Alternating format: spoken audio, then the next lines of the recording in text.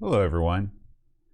Welcome to a new Amigos adventure, the Amiga Magazine ASMR project. I was not aware that things like this existed until shout out to Lobsterminator for cluing me in and letting me know that this was a thing. I have all these old Amiga magazines that people have sent us over the years. And I can't think of any better way to share them with you than to just look at them with you. So I wanted to start with this one because this has always been one of the more interesting magazines that I've come across. I believe this was sent to us by none other than Graham W. Bebke, Amigos superstar. This is the Australian Amiga Review, Volume 2, Number 7. Doesn't look like there is a date on there anywhere, but it says this was inserted in the Australian Commodore and Amiga Review, so it must have been part of a larger magazine that encompassed the Commodore machines as well. I believe that this is, maybe there'll be a date inside. There's some pretty cool stuff. We got the Ferrari Formula One image on the cover there. Okay. If you've ever been clever enough to buy the world's smartest computer, join the club. So, looks like that Club Amiga was a thing. It was actually sponsored by Commodore. You can get an external disk drive for 299 Australian dollars. Yeah. So it would be interesting to see what else you would receive by being part of Club Amiga. But maybe if you know, like if you were part of Club Amiga, let me know because I'd love to hear about it. All right, so it looks like the offer closes August 31st, 1988. So this is the this magazine probably from 88 or maybe late 87 even.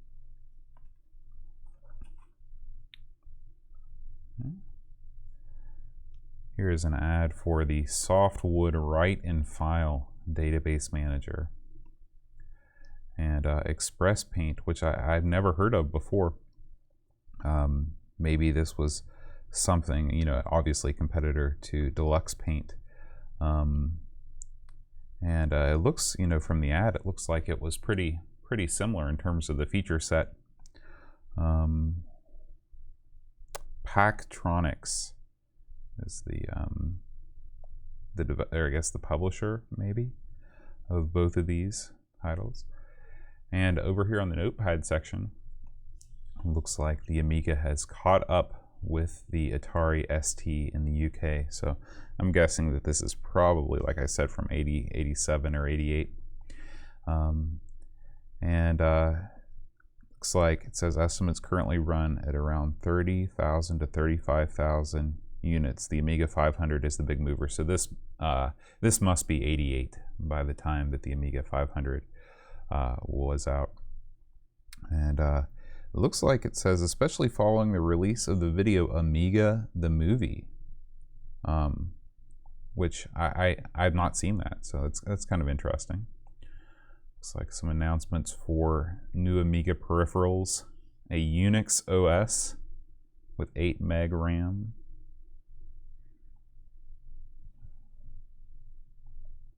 And it's funny, we were just talking about this on the Discord. Commodore will release a 6820 board, more than doubling the A2000 speed. So these accelerators were already available back then. And yeah, the Unix thing is kind of interesting. It says the whole reason the Amiga has a 68-851 memory management unit is so it can run Unix. And I'm sure for a lot of people this might have been their first introduction to the operating system. And it says Commodore plan to offer it at micro prices. They will be shipping the AT&T version 5.3 of Unix, but no price on that, so not sure.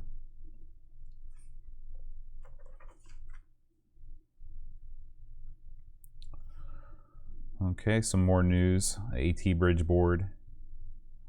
An antivirus pack. These Megadiscs are kind of interesting. So I guess these Megadiscs are like catalogs on a disc, reviews of local and overseas products, how to use your Amiga better.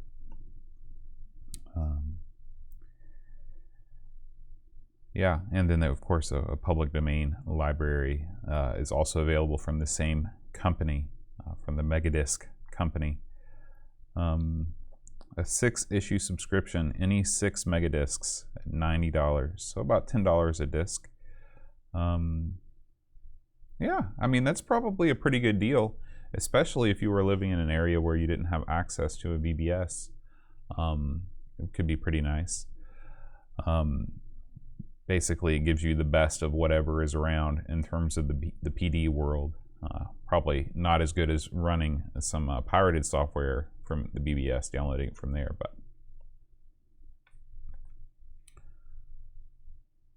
okay.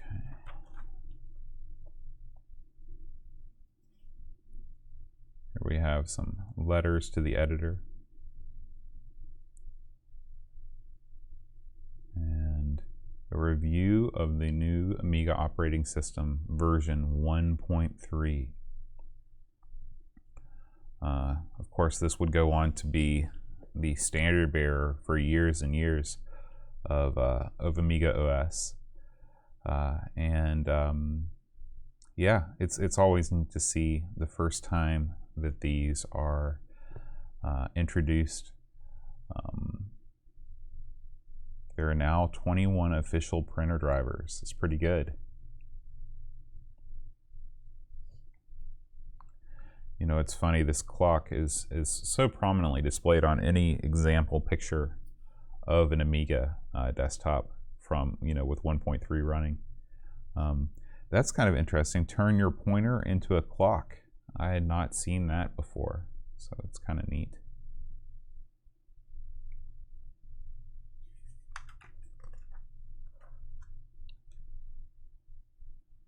Got some hints and tips. The A500 2000 situation. Oh, okay, so this is the different types of memory and the problems that occur when you are running the different Amigas. Huh, interesting. The only problem is that slow memory isn't real fast because it's subject to cycle stealing by the custom chipset. Over here on the right side, we've got an ad for the Music Master MIDI interface. This is, I guess, you know, if the Amiga, especially, can you imagine if on the Amiga 500, if they would have spent whatever it costs to put MIDI in and out onto the board? I mean, the Atari ST would have been dead in the water completely, because even by '87, I mean, if you were anything other than a gamer, you know, the MIDI scene was really what you were using the ST for. I think it would have been so cool if the 500, if it would have shipped with composite output and or, you know, VGA capability, which is pretty early in the game for that. So let's just go with composite output, so you wouldn't need the 520. A MIDI interface. The 500 was already a compromised machine, but if they would have just made those two, you know, if they would have carried over composite input from the 1000 and put in those MIDI controllers, it would have been a machine to be reckoned with for sure. Looks like some ads for some Netcom pocket modems. I wish there were some more photos in here. On future episodes of the magazine ASMR series, we'll be looking at some different catalogs and things with a little bit more visual appeal. It's interesting that they were selling these action replay discs already. I wasn't aware that the action replay market had really taken off at this point in the game. The Mark IV on sale for $99, AUS. I'm not sure what the final cartridge 3 is, or where it would even go, if that plugs into the sidecar expansion on the Amiga or what. But I assume that all of these things are for the Amiga. Something called the TAT-45-2. And who could forget Blue Parade? All these available to you from West End Computers, Shop 86, the Meyer Center in Brisbane.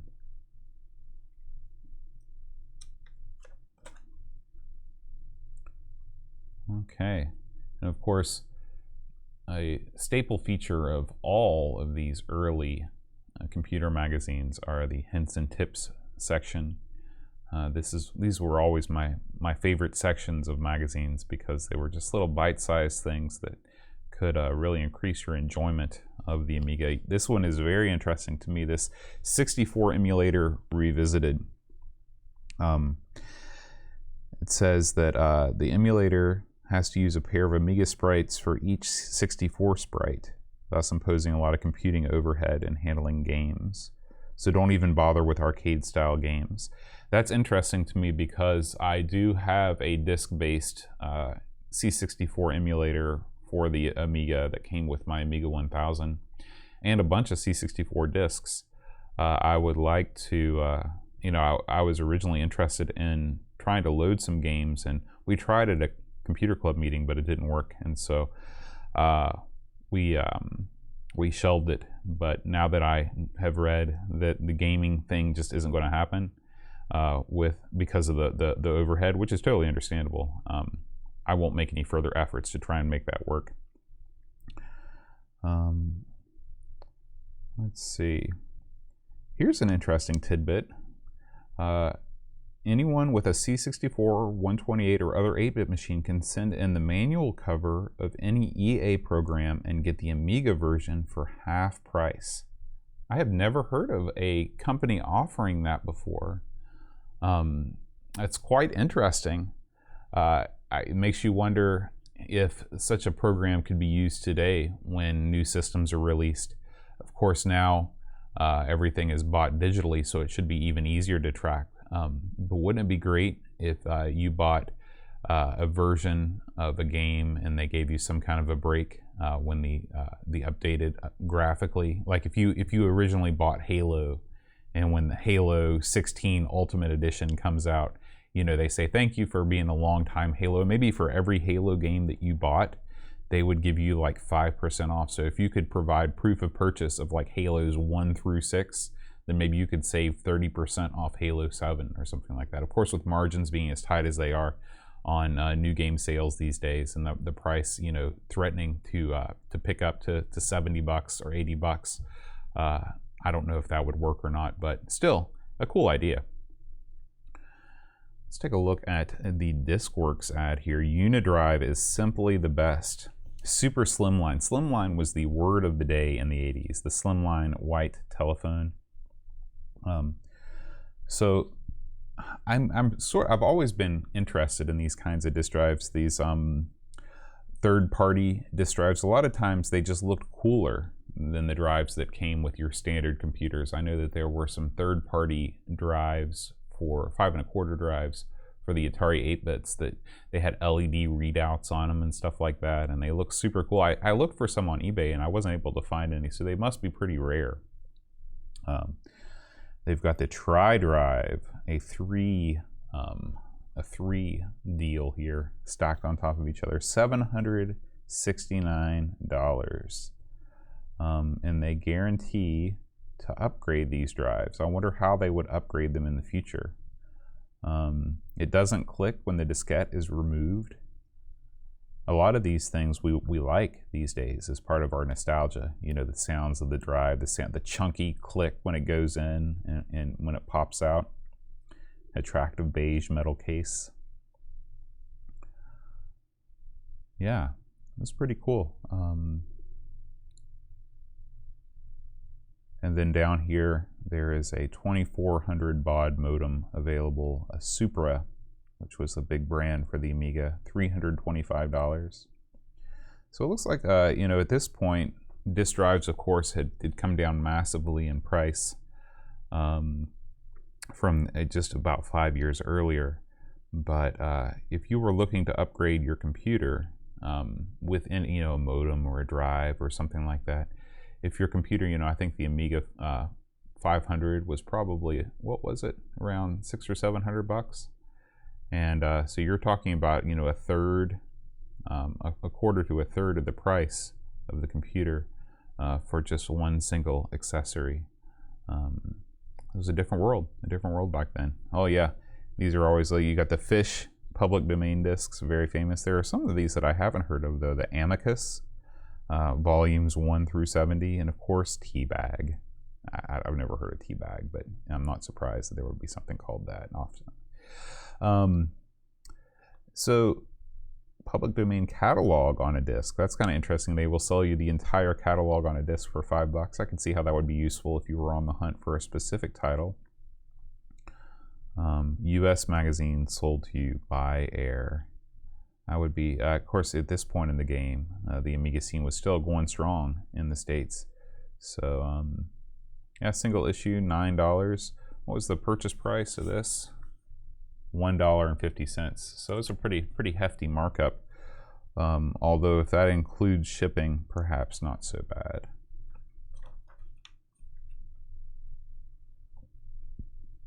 There's a little tidbit of an article.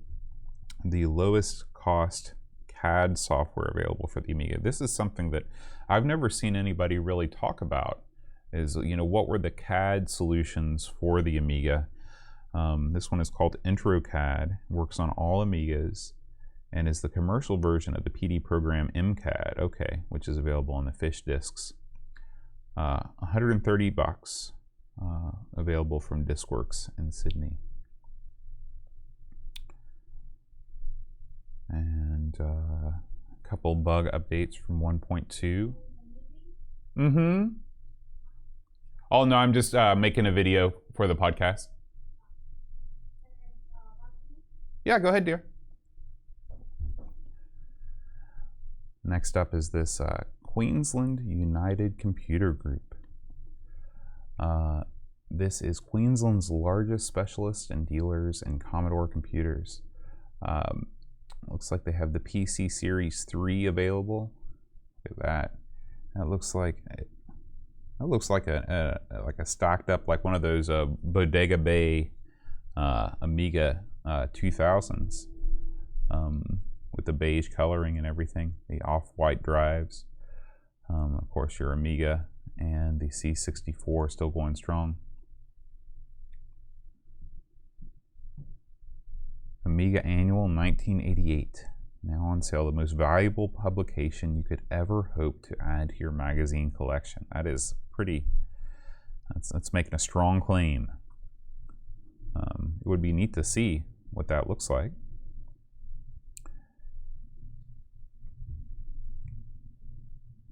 And there's something called the Kickstart Guide, a no-nonsense grassroots C programming magazine that folded but now released the book, The Kickstart Guide to the Amiga. Now we get into the good stuff, the ads. Oh, so let's see if we can find, I was just talking about the price of the A500. I'm just looking to see these.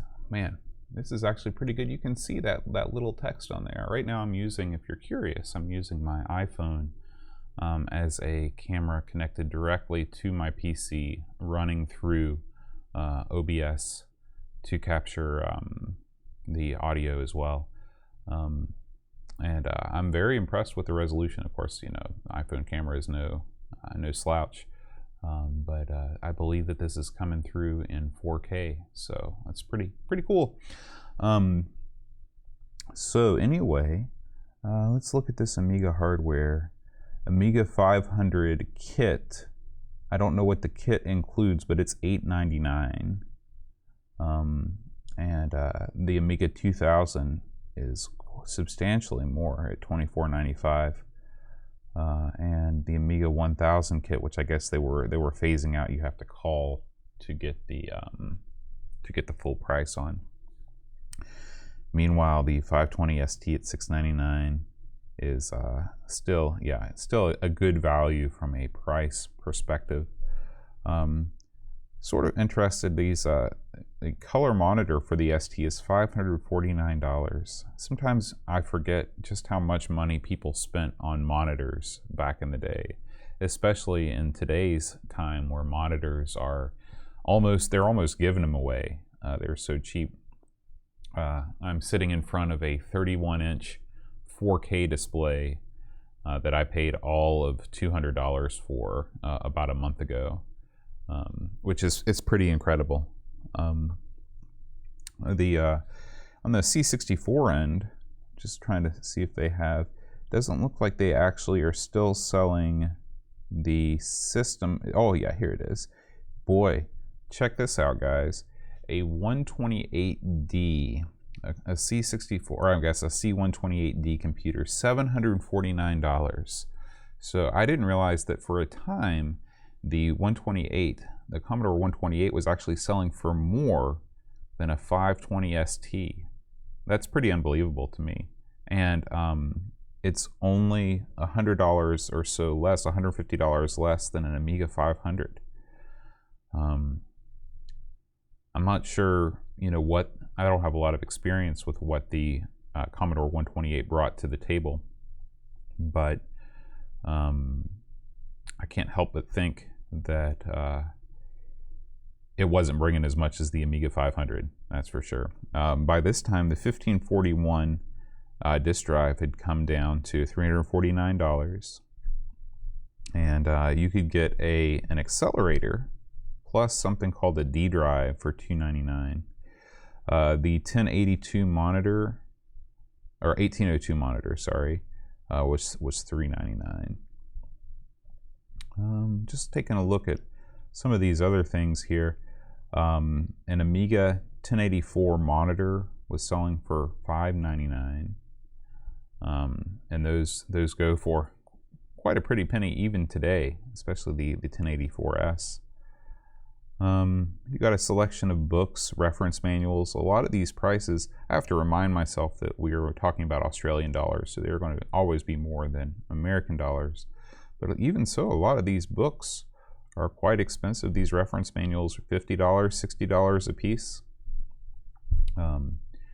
You have and then these Commodore PCs here, which are interesting. Series 1, 640K with 10 meg.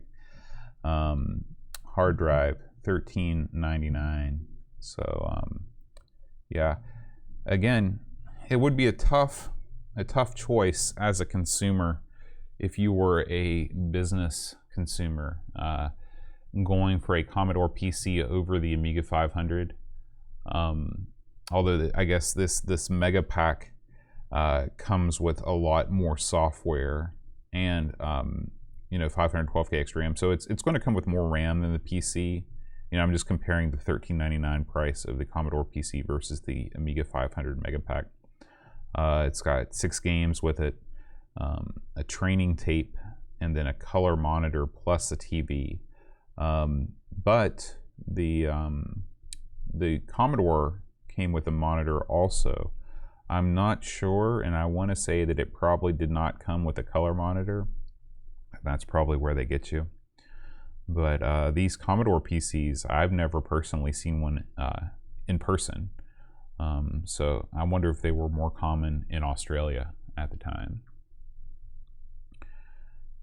And a ton of Amiga software in very, very, very tiny print. Just checking some of these. Leaderboard 1 and 2, I guess, is a pack together, $79.95. So not very cheap. I know that Australia always sort of gets the shaft when it comes to pricing on things. I was going to check to see if they had Shadow of the Beast to see what that was going for, but I don't see it on here. Just taking a quick look over to see what kinds of World Games, $79.95. Bubble Bobble, $69.95. So yeah, I mean, these games are costing you you know, a pretty substantial fraction of the cost of the machine. And again, it's really no different, I guess, these days when you buy a current console game that you're going to pay, you know, maybe a quarter of the price of the full system, which seems crazy on the face of it, but that's the way it goes. We've got some C64 software, and these are about, they look to be about half the price. Oh no, there are still some. There's quite a few of these games. This Chuck Yeager Flight Sim on cassette, $29.95 on disc, $69.95. So the Commodore software was still doing quite big numbers in terms of the sales. Videoscape 3D. So this is a yeah, this is basically just an animation and drawing package.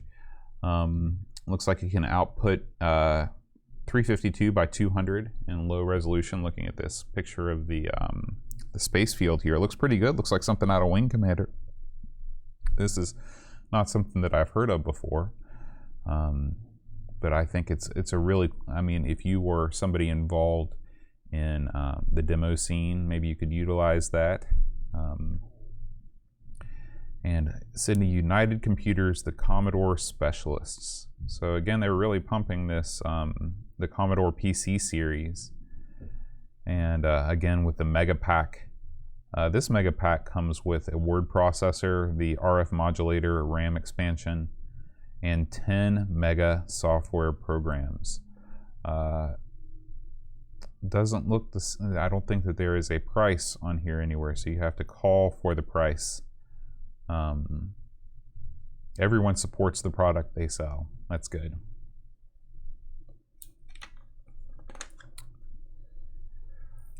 All right, coming up next, this is the masochism in the Amiga.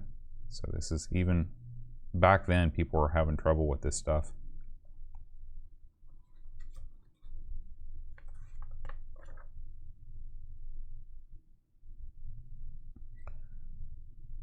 Okay, just taking a look at some of these more technical articles. Speeding up Amiga DOS. You can get a better Amiga DOS. Get the disk with all the ARP files for $8.95. That's sort of above my pay grade. I'm not sure what that means. More technical documentation.